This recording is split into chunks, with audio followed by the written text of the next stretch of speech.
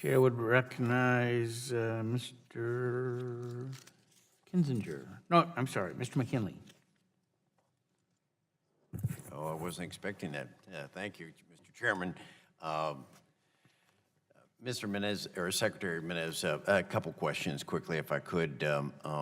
Almost 3 years ago today, 3 years ago, we had Tom Siebel, he's the CEO of C3 Energy, testified before us about cybersecurity and the grid.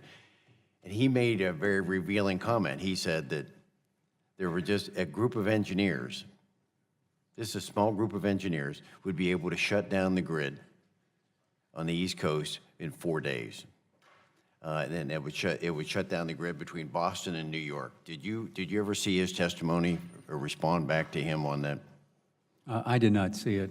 It just, the fact that a lot of things have happened, and I appreciate your remarks, your answers back to Barton, where you said that we're constantly under attack, and maybe it's worked, but I'm saying there are groups saying the engineers can do this. They can still get past your system if they want to do that. So the other thing, just maybe it was coincidence in 2015, Ukraine was faced with a cyber attack. The Russians apparently are the ones that contributed to that. What have we learned from that? Did we interact with the Ukraine and find out how that was shut down so we could prevent that from happening here? Since that occurred before I arrived, I'll Just defer quickly, to- because I've got a series more questions. Have we, yes or no, have we interacted with them? The answer is yes. We participated. We worked closely with them. We actually gained some knowledge of the attack. We've had training sessions with industry in analyzing. So we've learned something from it. But then we built also, now go back even further in history,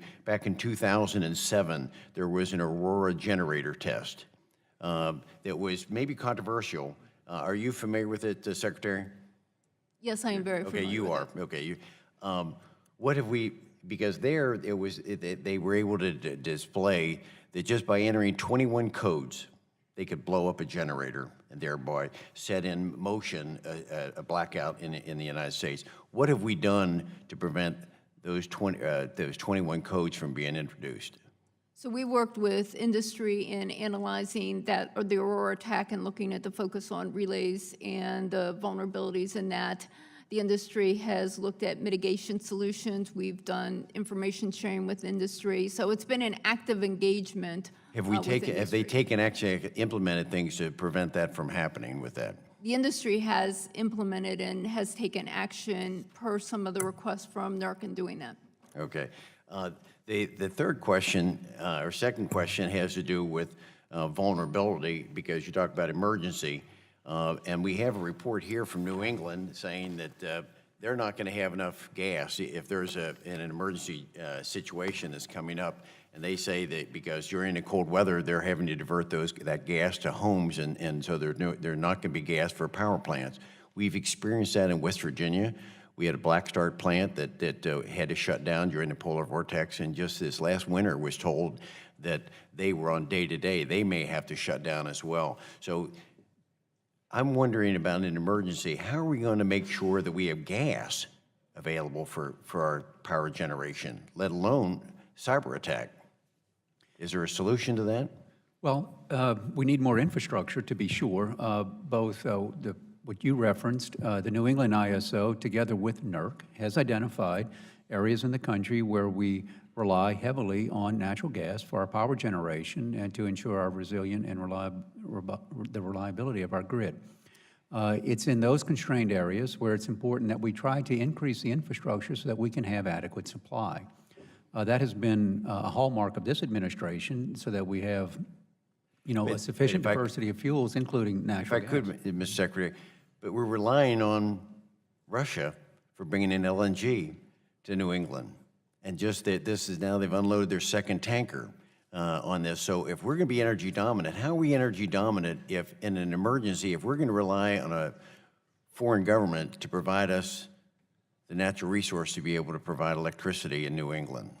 Well, good question. Is it inconsistent? Well, the president, has announced his efforts for the infrastructure bill, and contained therein are recommendations on how we can help to, site and build, construct, permit these in this case, natural gas pipelines, to address the issue that you raised. Right. It's not limited to that, but it is a component part of that.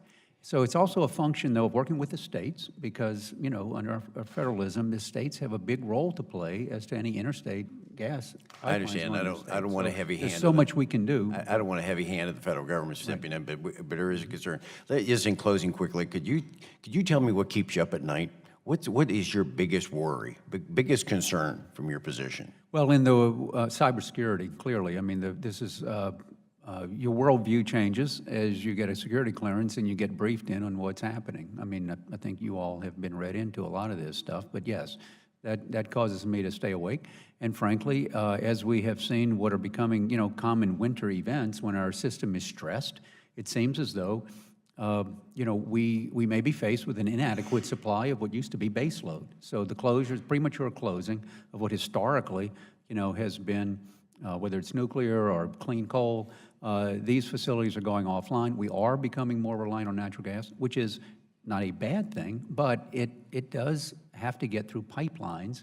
And we've seen in the cyclone bomb, if you will, on the East Coast, we see natural gas actually having price spikes, which forces the operators to go to nuclear, coal, and believe it or not, oil. So those are the things that keep me up at night. Okay, thank you very much. You yield back.